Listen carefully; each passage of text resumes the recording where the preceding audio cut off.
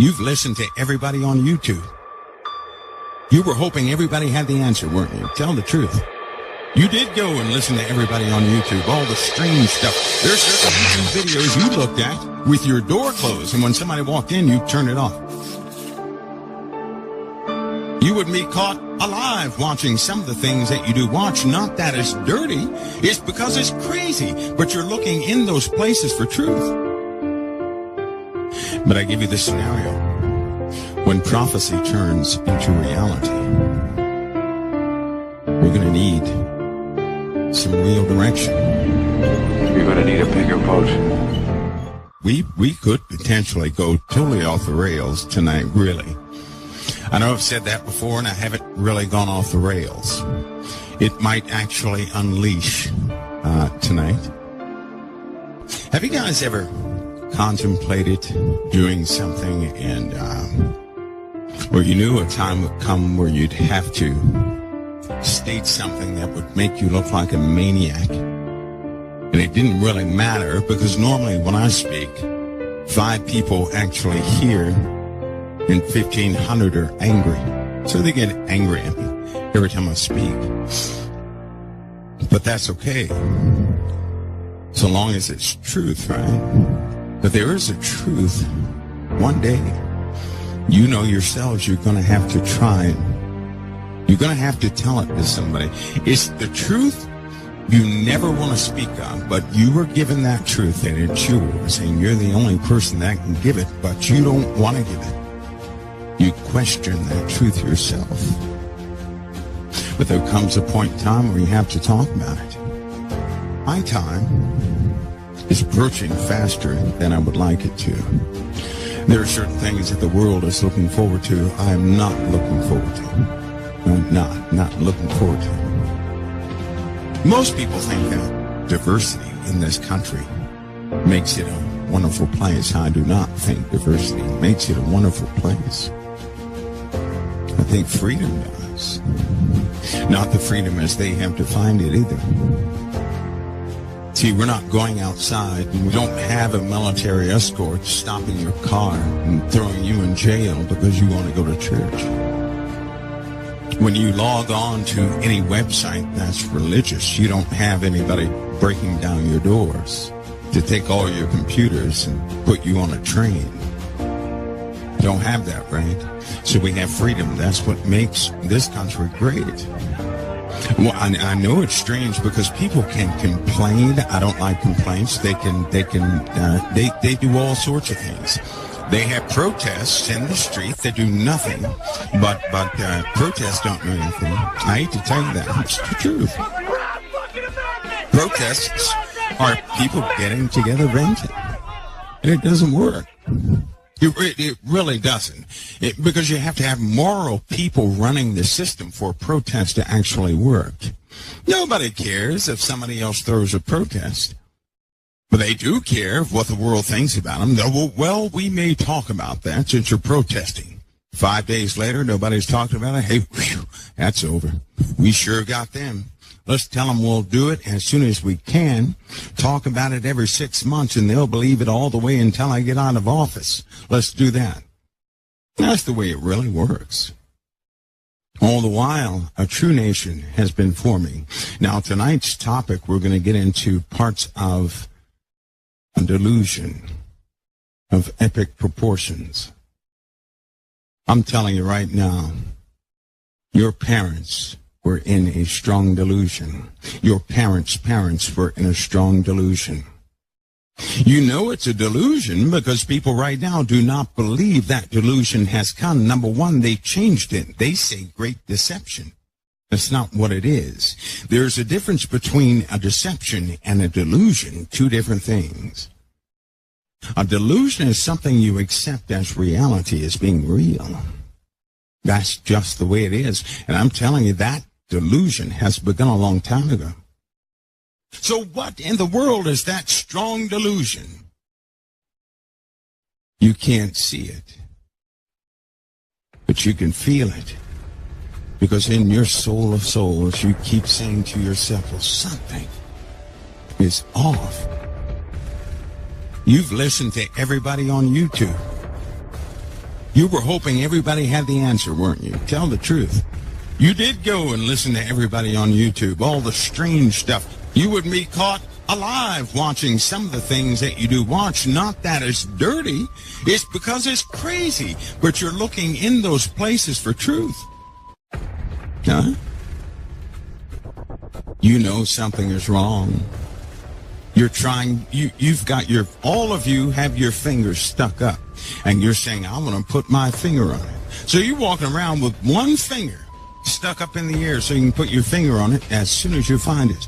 You've been on a hunt for many years trying to find out what in the world is wrong. But nothing has ever settled it.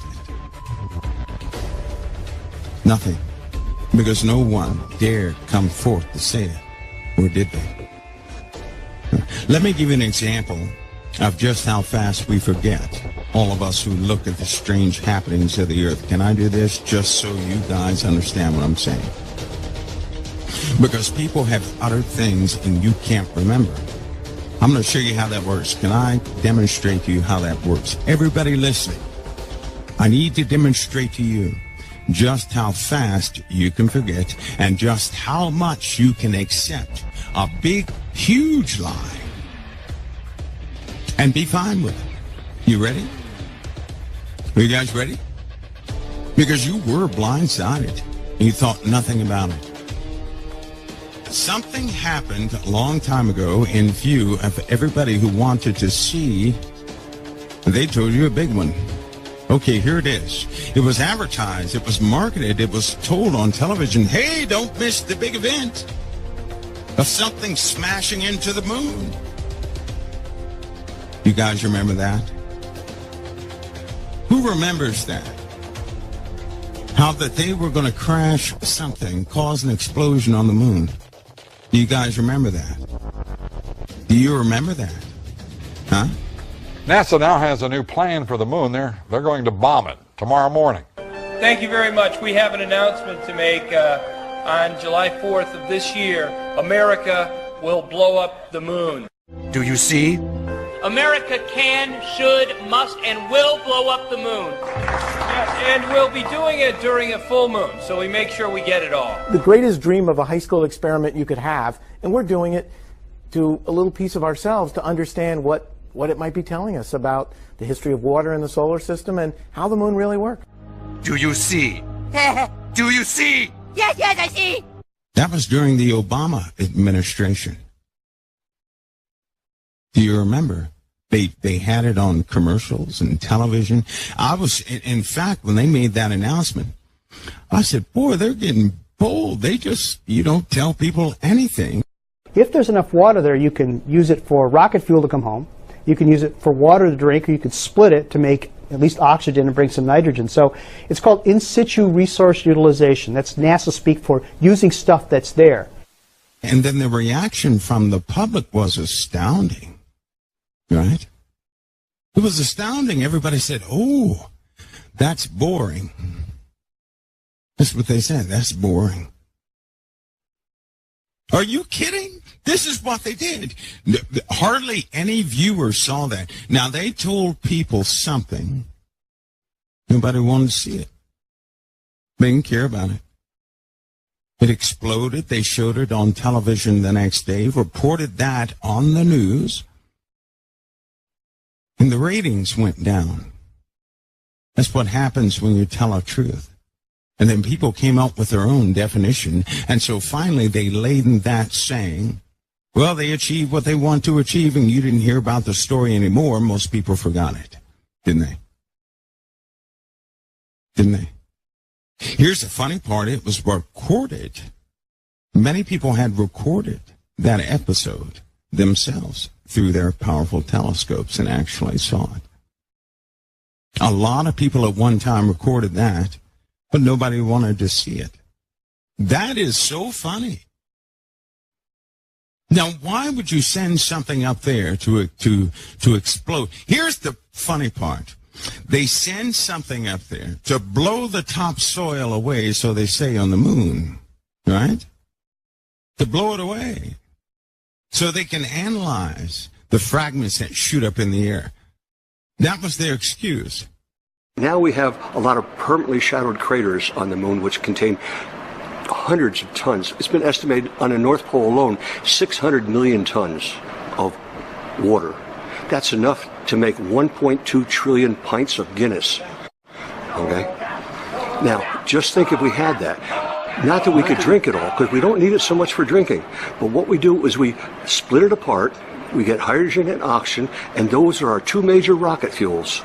So when we leave the Earth, 85% of our mass is gone because it's rocket fuel. We get to the moon, we got an empty gas tank. Okay? And we fill up with our hydrogen and oxygen. We now have a filled gas tank. We can go boom, we can go to Mars, we can go wherever we want. Now, listen, folks, that was their excuse. So in other words, what I'm telling you, there was no planning, right? All of a sudden one day, hey, we've sent something up there. And what we're going to do is crash it into the moon to see what particles come up. And the public bought that hook, line, and sinker, save for those who were fixated on the very spot where it exploded. And then they had real cool video of something. And they were never allowed. See, they were posted on YouTube, and YouTube took them down within 15 to 20 minutes. Nobody could actually post what they had recorded from many different vantage points. They took them down 15 minutes. They were gone. Well, if it's so, so mundane, why would they take them down? It didn't show anything, did it? Or did it? Some of the shapes, as I said, some of the buildings were very tall. There were spherical and domed buildings, There is a stunning three-dimensional girder-like geometry, a scaffolding, rebar, a structural matrix standing above the moon, anchored to the surface by a set of slanted buttresses. The geometry is perfect, meaning it absolutely is consistent with what constructional techniques would be there if you had built something miles high above the current surface of the moon. How did YouTube respond so fast in 15 minutes? Because they were waiting for anybody to post the videos, that's why. Why didn't they want you to see somebody else's vantage point? Because it's connected to the moon. That big object in the sky you've seen all your life and you still don't know what it is. That thing. The thing that's covered with dust and stuff like that, and you think it's dead, that thing, you know nothing about that thing. And then they scrubbed it from everything. There are specific sites you can go to go look into all the missions they have, and I can assure you the data is missing. Isn't that funny? The real data is gone. I mean, they just scrubbed the thing. It went out of your memory. And now, guess what? People really buy those. They were just looking for, see if water was up there. Isn't that funny? I mean, come on. We've had things go to Mars, and they told us about every single launch because they bragged on themselves. They didn't brag on this one, did they? They mentioned it quickly. And it happened quickly. Now, we all know NASA does not work that way, don't we? They don't do anything quickly. What is wrong with us? All of a sudden, they do something that really doesn't mean a hill of beans, and they do it quick. All of a sudden, quick, right? And everything works right, and they achieve it. They've done everything slow and had problems with everything. Their lie almost broke down. That's why they didn't want those people to put that up on YouTube. You see, there are parts of the moon you can't ever see.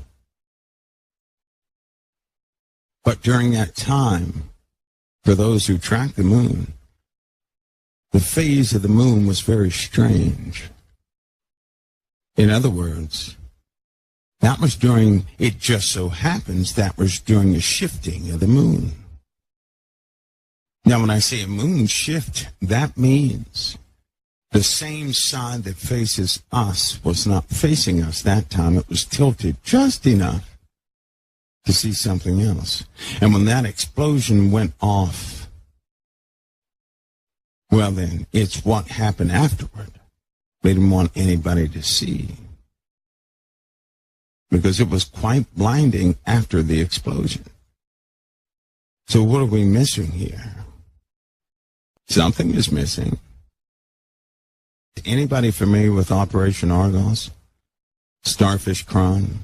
These 1960s and 50s operations, or what they were doing in the high altitudes of the atmosphere.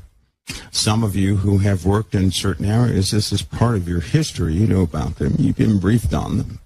But that has to do with what we're going through now. All of this is part of the delusion.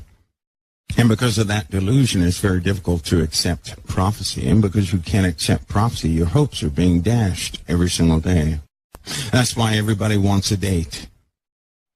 Because they continue to ask year after year, well, is it going to happen this year? I really wish it would happen this year. In fact, it's so bad they have people looking forward to prophecy. The very prophecies they shouldn't look forward to. I think is a good thing and a bad thing. The good part is this. They really want to get out of here because they see the darkness. The bad thing is this. They have no idea what they're asking for. So, to inspect the delusion and to understand prophecy, a delusion is a perceived realm, a mindset that no one can deliver you from. A delusional person does not know they are delusional. So if somebody's walking around and they don't tell you, but in their mind they think the sky is pink, there's nothing you can do to change that. I tell you, it's been going on for a long time. What about the maps that were found in Babylon that depict the continents of the earth back then as they are now with the same accuracy? How about that? Oh, they didn't tell you about that? Oh, I'm sorry. Yes, they had global maps just like we have. Of course, in a catastrophe, all the minerals and everything else are going to go back into the earth, and the only thing that will maintain is a stone. Metals will be consumed. That's why there are rust marks all over the stones. Hinges, right? Laser precision. We're just foolish enough to believe in evolution, so we say, well, surely they didn't have a laser. They didn't have that cutting ability.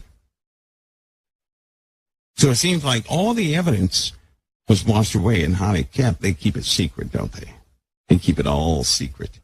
That's why they're the first ones at the site, and then we get to see after they dug it all up. It'd be nice to see an archaeological dig from start to finish, wouldn't it? Of course, you can't go near those places because you're not cleared to be in those places. They never show you that. They show you the aftermath after they grabbed everything interesting. It is so funny with the pyramids because I remember a long time ago when they were digging in certain pyramids, here's what they said. Well, we have a couple things here, a couple things there, a couple things there. Right? Just recently in 2011, here they pop up with all these other artifacts that they told us were in Iraq. I thought they found them all. I thought they shared it with the world. What were they doing in Iraq? Why were they being traded all over the world? And then once they were stolen, then they began to talk about it. Their little secret got out. Just 2 days ago, the police again arrested 3 criminals, another 3 criminals with 5 objects. Now we are missing 37 objects from the museum. I hope that all the authorities in Egypt will cooperate in order to repatriate our missing artifacts. During that time, the UK and America were at odds on a few things because they have one ideology. They're going to fool you big time. Because anything out in the open is not how they're going to do it. Now, what is more plausible? Let's just talk about some things here. There's one thing nobody questions. but they question everything else. People question the fallen angels. People question spirits and ghosts and goblins. People are seeing Bigfoot and everything else. These things in many forms, they question everything. They question your morals. They question your beliefs. They question everything. But what's the one thing they don't question? They don't question. They're delusional. A person who is delusional will never question the delusion, but they will question everything else, including reality. He never questioned the delusion. It would be like you waking up in your house, but you're not really in your house. You wake up every day, it's your house, you cook breakfast, send the kids off to school. But in truth, that's not your house, right? If it were true, that's not your house, but somebody made something to look like your house. They made a mock-up of your house. You're living in there, but you're inside a larger facility because they know you're scared to go outside and venture outside of certain paradigms. You would think that was your house. You would think it's real, but everybody else would look at you from the outside and say, poor thing, they're stuck. There's no way they can find their way out. Half of your circumstances are delusions. They're not even real. Let me give you an example of that. How many times have you worried about the end result of your circumstances? And then 5 years later, you found out you were worried about nothing and you truly wasted your time. You could have been doing things instead of worrying. How many have done? I've done that so many times. Sit up and worry about something, and then after it's all over, you say, "Well, I just wasted time worrying. That was ridiculous." You were caught in your own delusion. When you're worried about something, you cease to do everything. Worry itself is a delusion. It's one of the doors into the strong delusion. That's why I don't like worry. I don't like worry as unfounded, period. It has never been justified, nor will it ever be. And again, a delusion can never be observed, can it? Or it wouldn't be called a delusion. Right? Is it not delusional to waste your time in worry and tears and starve yourself and everything else, but then 5 days later that same thing you were worried about never transpires? Or the ending is nothing like you had imagined?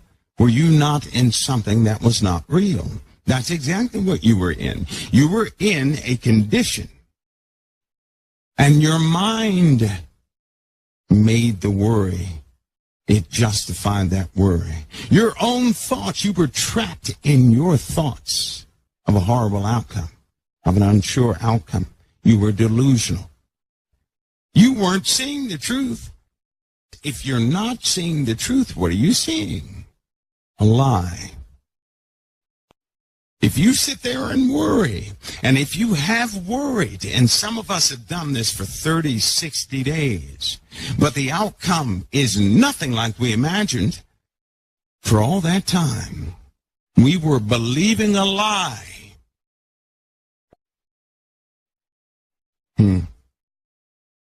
So we have already done that. And we were in that delusion while we did it.